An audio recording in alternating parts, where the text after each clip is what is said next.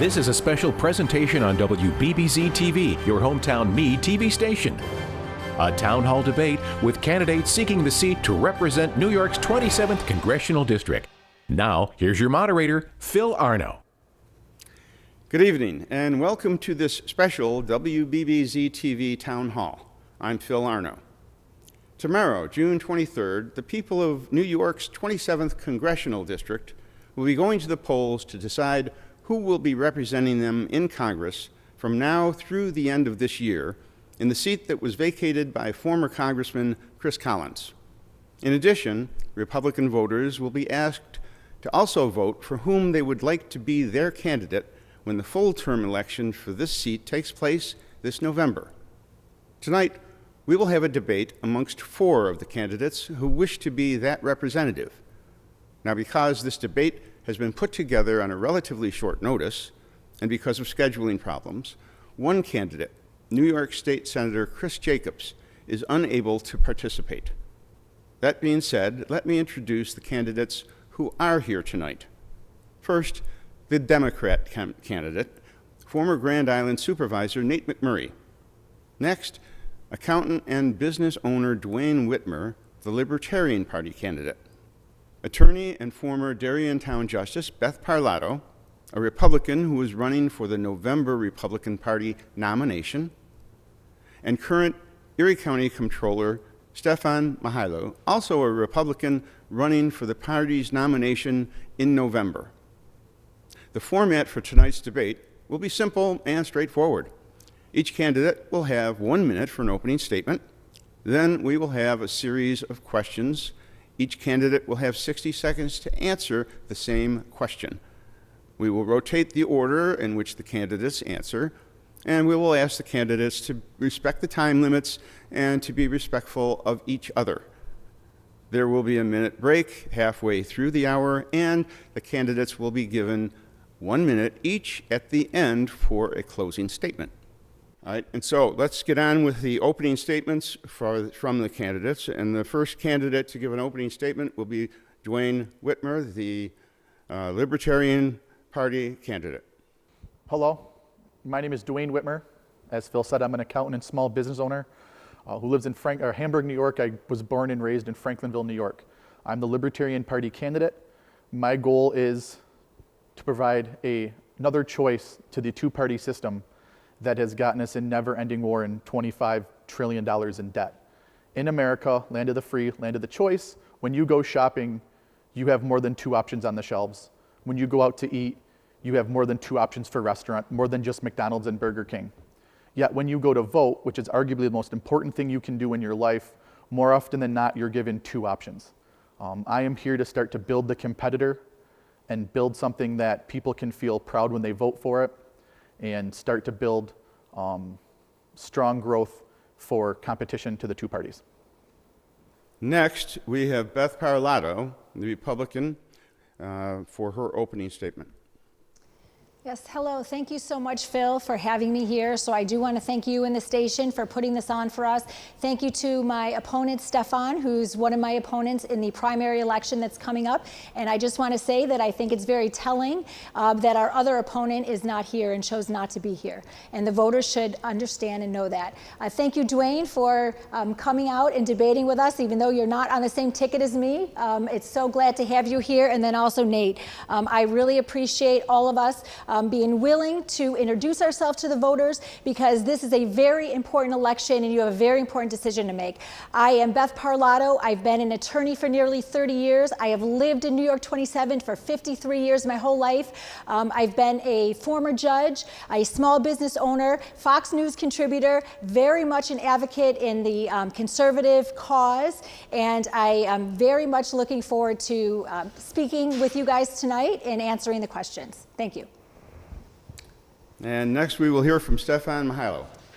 I want to thank WBBZ for hosting. I think Nate McMurray, when he was Grand Island Supervisor, he and I broke bread together in our roles in government. We work well together. I want to thank Beth Parlato for being here. I've gotten to know her on the campaign trail. And I'll say this, the 2 of us are true conservatives. And a lot of the nasty negative attack ads against her, quite frankly, are despicable.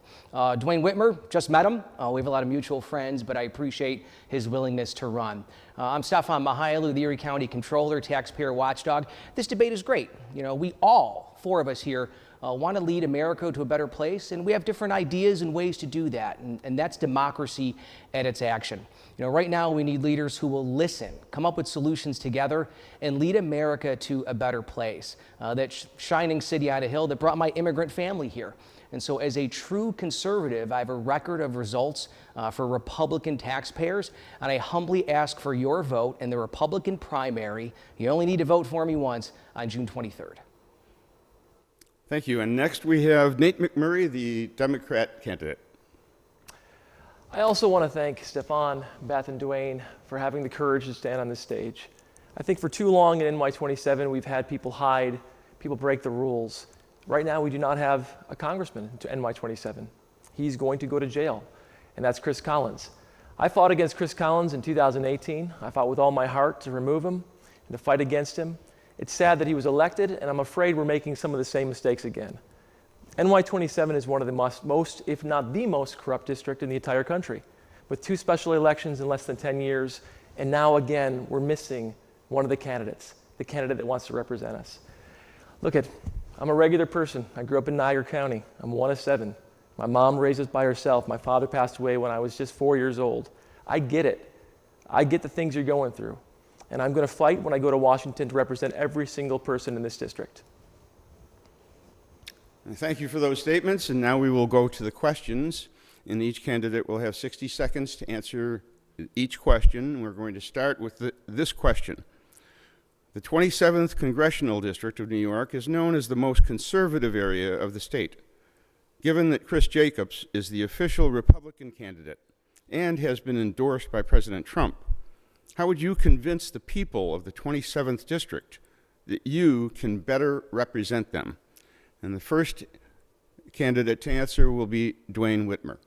Tough question to start with because Chris Jacobs has a record of flipping with his issues and his policies. He was a Democrat, now he's a Republican. He was not a fan of Trump, and now he's a fan of Trump. The best way to represent this district is to say what you're going to do and stick to it. We don't need another career politician who thinks that he can buy a house in our district, move here supposedly, vote here supposedly, and then run this district. We need someone who's from here, lives here, works here, knows people here.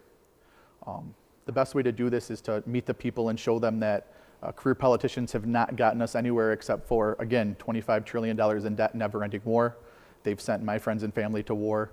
They've mortgaged and hedged my future and my kids' future for never-ending deficits and never-ending debt. So I think that the best way to represent this district is to try something new. We have nothing to lose doing something different anymore.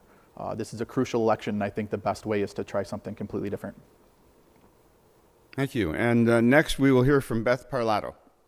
Yes, thank you.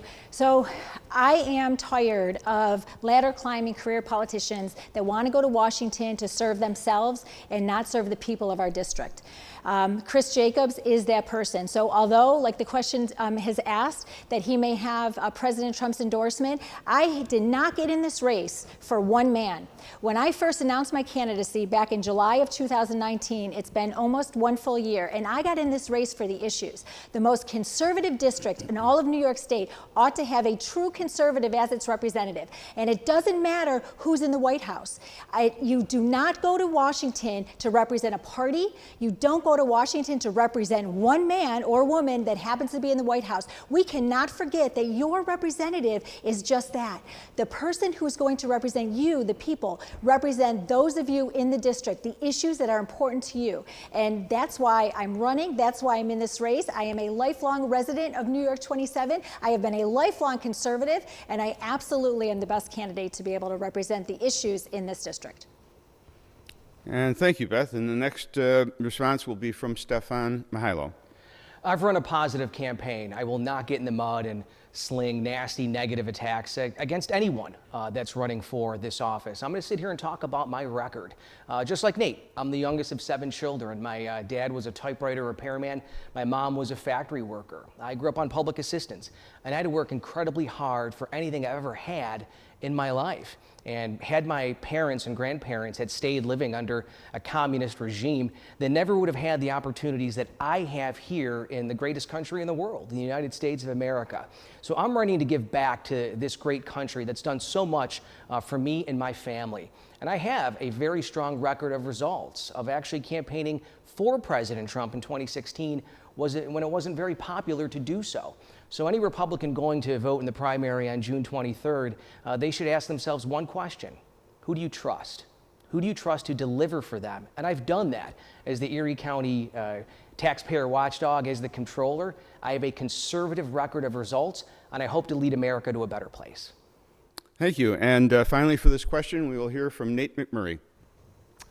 I think the reason why a lot of people in NY27 voted for President Trump is because they wanted something different. They wanted an outsider. Now, Chris Jacobs is the exact opposite of that. I don't care what party bosses said, and we know what happened. The reason why it's not Beth or Stefan is because some people got together in a room at a casino and they said, we're going to pick Chris Jacobs. He's got the most money. He can buy this position. That type of party politics is exactly the opposite of what President Trump said he'd bring to NY27 or bring to our country. We want outsiders. We want people who are going to shake things up. Chris Jacobs ran, I think, for lieutenant governor when I was in high school. And he's always had a different position every single week, depending on the moment. We cannot go back to that way. He is the wrong choice for NY27. He is someone we have to fight against. Thank you. Now we'll go to the second question. And the question is, recently, this country has seen many protests and civil disturbances in reaction to a video showing a police officer causing the death of a black man who was restrained. During this time, we hear claims that there's a systemic racism in this country, especially in including law enforcement, throughout law enforcement. Do you agree or disagree with these claims? And please explain why.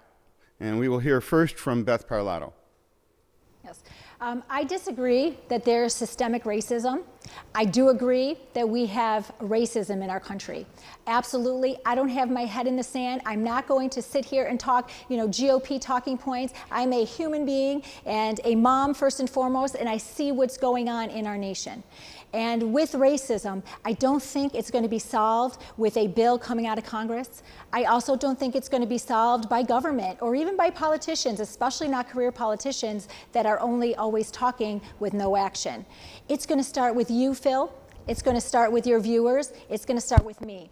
How we live our lives as an example, how we raise our children, the values, those values that we hold dear and true in New York 27, the values we instill on our kids and on our grandkids. So we do have a racism problem in this country. We have got to send people to Washington and government who are really going to get their hands dirty, come up with creative solutions to try and heal the division that's going on in our country. Thank you. Next, we will hear from Stefan Mihailo. Now more than ever in Congress, we need leaders who are going to listen to people of all different voices and come together and find solutions to lead America to a better place. And I'll tell you where it does not begin. It does not begin by defunding police. I challenge anyone right now, a lot of these radical progressives and anarchists that are attacking police in our street, they're burning down businesses, spend one shift, one day with someone who works in law enforcement, and we would have a deeper respect for those that risk their lives to keep our community safe. The last thing America needs right now is to defund police. But we also have to come up with proactive solutions to make our country a better place. And I believe in the future of America. A lot of people have a negative idea right now because of the coronavirus pandemic or the riots in our street that our best days are behind us. And I don't believe in that. I think America's best days are in front of us. And we're only going to do that by fully funding police and finding leaders who are going to work together in Congress to make our great country a better place. Thank you. Next up will be Nate McMurray. I believe in supporting our police. I am against violence and lawlessness in any form. And that includes executing a man in the street, like we saw in a video. An 8-minute execution live. That's a form of lawlessness. It's something that if we saw in another country, we'd be horrified by. And the sad thing is, it's not just one case. There are so many cases of police brutality in this country. And because of the immunities that some of these police officers have been protected by, we've seen horrible things happen in this country. We've seen pregnant women ripped out of their homes and abused with qualified immunity. Now, does that mean all police officers are racist? Absolutely not. But we do have a serious problem, and we can't talk about it with just fluffy words and nice ideas. We have to take real action to make sure more of our citizens feel safe and part of this great country. Thank you for that. And now we hear from Dwayne Whitmer. The solution to this is quite simple. Legislators need to stop the war on drugs and stop the war on guns. Duncan Lemp in Maryland was shot while he was sleeping over an alleged possession of a firearm. Breonna Taylor in Kentucky was shot also while she was sleeping over an alleged drug crime when they already had the person in custody. If we start to repeal the laws, we're going to limit interactions that police have with these people. The war on drugs, the war on guns has devastated inner city and minority communities for too long. If legislators, the people that pass the laws, start repealing these laws and allowing these people to exist with little police interactions and harassment, you will see these kind of incidences decrease. It's a basic numbers game. The more interactions you have, the more likely one is to go sour. So the easiest solution is to have the conversation where we repeal the overbearing laws that legislators pass to pad their budget by using the police as revenue generators. Thank you. And now for the third question for the candidates. This country in general, and New York State in particular, is now emerging from an economically devastating shutdown due to the coronavirus. Do you think the situation, specifically in New York, has been handled properly, and why? Or would you have handled it differently? And the first to answer this would be Stefan Mihайло.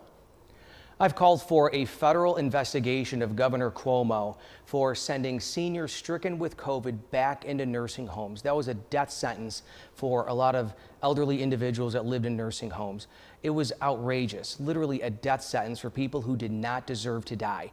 As Erie County Controller, I see that our sales tax revenue is down 20% in some months, 30% in some months, and now we're facing devastating cuts to potentially police departments and important social services. I think we can find a very healthy balance of protecting the elderly and protecting seniors, yet still keeping the economy moving again. In many cases, the cure was worse than the disease itself, and more people are going to be negatively impacted by the economic collapse of our economy than they are the coronavirus and the disease itself. So I do think we can have a very healthy balance of quarantining the sick, not the healthy, getting our economy moving again, and protecting the elderly. And Governor Cuomo should be investigated for needlessly killing seniors and sending many stricken with COVID back into nursing homes. Okay, and next to address this will be Nate McMurray. Your first question is about New York State, how it was handled in New York State, and I would agree there needs to be an investigation into what happened in New York State. I do not think it was handled perfectly. In fact, I think there was a lot of negligence that needs to be uncovered. But there's negligence across the board in our country right now. Look, we have 4% approximately of the world's population and almost 1/3 of the world's deaths. And you can't say that's because we test more, because we don't. We have one of the weakest overall testing programs considering the size of our population. What happened in 2020 with the coronavirus will be written about in history books for years to come. It was a momentous failure by the Trump administration, and we have to be honest about that. And the failure is continuing. The cases are skyrocketing today in Florida. Now, it doesn't have to be this way. It's a false dichotomy. It's not a choice between health or the economy. They can go hand to hand if you have good leadership, like we've seen in other countries. But what happened in America, and also partially in New York State, has been a tremendous failure. Thank you. And next we will hear from Dwayne Whitmer. It's been an absolute failure for New York State. The biggest issue is that Albany voted to give Andrew Cuomo executive power. Chris Jacobs, who couldn't be here today, actually was one of the people that voted to give Andrew Cuomo unlimited executive power during this time. Small government Chris Jacobs. Luckily for you guys, there's one candidate here who's currently suing Andrew Cuomo for this executive power decision. We put the power of everything into one person's hands and he botched it. The easiest solution was, the libertarian solution is cutting regulations that would allow test kits to get to the market faster. There was a test pending FDA regulation for 62 days during this crisis. That should have been streamlined, pushed out so we could test people. If you're positive, you quarantine, problem solved. Instead, we made rash, ignorant decisions that cost the life of thousands of elderly in New York State. We need to focus on cutting regulations and allowing the free market to do what it needs to do. Thank you. And now we hear from Beth Parlato. Yes, I do not agree that it was handled correctly in New York State. As my opponents here have also stated, the way that Cuomo handled the nursing home, absolutely, I agreed with Congresswoman Stefanik to call on a federal investigation into that. I personally know good friends and family members who lost loved ones during that nursing home COVID crisis, where they were going back into the nursing homes, whether or not they were tested positive or not, and they were told to readmit them and keep them. I also want to echo, that was part of my answer, with the power grab that Governor Cuomo was given from the New York State Legislature. We did have a pandemic. I'm not going to deny that. However, we were supposed to shut down to flatten a curve and to not to overwhelm the hospital system. They could have given him these executive powers on a temporary basis for maybe 2 months. Instead, the legislature gave him executive powers for 14 months, and this is what we see. Okay. Thank you. And I'd like to thank the candidates for being orderly and concise in their answers. The fourth question for the candidates is related.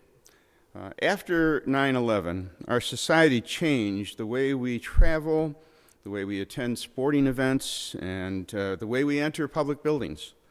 Do you think the coronavirus situation that we've just experienced will justify similar required behavior and changes in the future in our behavior as a society? And the first to answer this question will be Nate McMurray. Well, I want to say this is not over. We're still in the middle of this, and most experts think there's going to be a second wave, and we haven't even finished the first wave. Do I think there should be changes? Absolutely. I think we have to react to what has happened. And this may not be the last pandemic in our lifetime. We've seen smaller epidemics across the world over the last 20 years. So what do we need to do? We have serious gaps in our public healthcare system. I want to remind everyone, we have the most expensive public healthcare system in the world with, according to the OECD, some of the worst results. Now, we're the only country in the world that, through one way or the other, developed country, that hasn't figured out a way to provide health care to all of its citizens. I just talked to a business owner. He said that he tried to reopen. He got up to 50% capacity. 7 of his employees now have COVID. He's trying to figure out a way to cover the testing because it wasn't covered by their health care plans. This is not the way to run a country.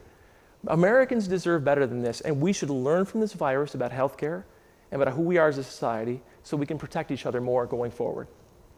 Next, we will hear from Dwayne Whitmer. After 9/11, like you said, the government passed a bunch of ways they can spy on their citizens in the facade of safety. And that's what's going to happen after this. The government is going to use this as a power grab to pass more laws in the facade of safety so Congress and the president can have more power. We saw it with Andrew Cuomo. Unfortunately, we need to fight that. The government doesn't have all the answers. The government doesn't have all the solutions. As evidenced by that stimulus package where some of you guys got $1,200, massive corporations were bailed out. Congress got to bail out their donors, got to bail out their friends, got to bail out people that helped them get reelected, while the average American got table scraps. It costs $6,000 per taxpayer for you to get $1,200. This is an outrage. And this is why we need new people in Congress.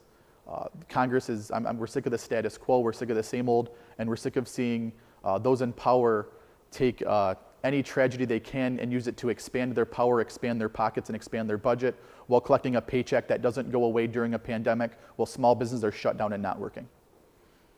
Thank you. And next, we will hear from Beth Parlato. As a true conservative, I believe in less government.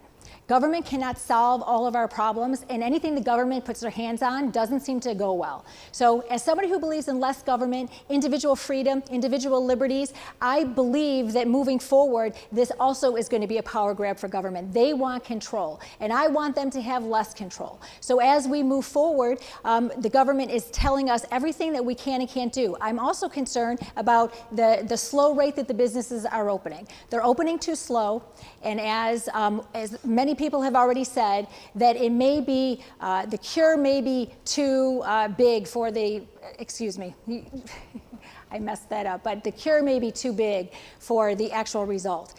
And moving forward, we have to be able to reopen quicker. We have to be able to continue to keep our individual freedoms and our liberty. The government cannot have control. I'm also concerned real quick about this vaccine, that they're saying that we cannot fully open until we have a vaccine. We have to look into that. It takes 4 years to create a vaccine, and now they're saying that they're going to be able to create one in 12 months. So that's a concern. Thank you. And next, Stefan Mihайло. Let these words sink in about the federal government and the fact that I wouldn't want them running a two-car funeral. The federal government could not even run the Cash for Clunkers program in a successful manner. So think of it this way. The federal government could not even run a used car sale. I don't want them in charge of my health care, and I certainly don't want more money in their pockets and less money in the pockets of hardworking families and struggling businesses. We've heard about the importance of tax cuts. I would wholeheartedly support a payroll tax so that more money goes into the hands of families and income generators and rather than the federal government. And I'm your taxpayer watchdog. I know the importance of checks and balances in government. And right now, Governor Cuomo has unlimited power when it comes to the coronavirus and laws in general. He snuck in a provision that basically made it a crime for law enforcement to share information about illegal aliens. So from my perspective in the bigger picture, federal government and big government is not the answer, and the free market is. Thank you for those answers. And now we will go to the next question. Our officials in Washington have a great deal of influence over how Americans live their lives. As one of those potential officials, how do you personally define the role of our federal government? And we're going to start with Dwayne Whitmer. Our federal government's way too big. For too long, politicians have come to communities and said, vote for me, I know the way, I know everything, I have all the answers. We've idolized politicians, we've treated politicians like our saviors, when at the end of the day, it's up to us to make our lives, our communities, our towns better. The federal government has way too much power because we elect people who use that power and influence to pad their pockets, get their paychecks, and cash their pensions, as evidenced by Chris Collins, who was indicted for insider trading. I don't know about you guys, but that doesn't represent me, and now he's going to jail. For too long, we've allowed federal government to use every excuse they can to obtain more power and more money under the facade of security, under the facade of safety, under the facade of helping the individual person, when really they don't have the answers. It's a selfish money grab for big government and politicians that are chasing a paycheck. Our solution is to start allowing people to live their life freer, make more decisions that they need to make. The only person that can make your life better is you. None of us up here can do that. Trump can't do that. Biden can't do that. The only person that can improve your life is you, and it's our job to make sure that happens. Thank you. And Beth Parlato, how do you define the role of federal government? Well, the role of federal government should be limited. That's the way that our framers of our great nation founded this republic, and the federal government's role is supposed to be limited, and the states are supposed to have a larger role. And what ends up happening, and when I got in this race at the beginning, this is one of the reasons I'm in this race, because we continue to send career politicians that want to just continue to climb the ladder to Washington.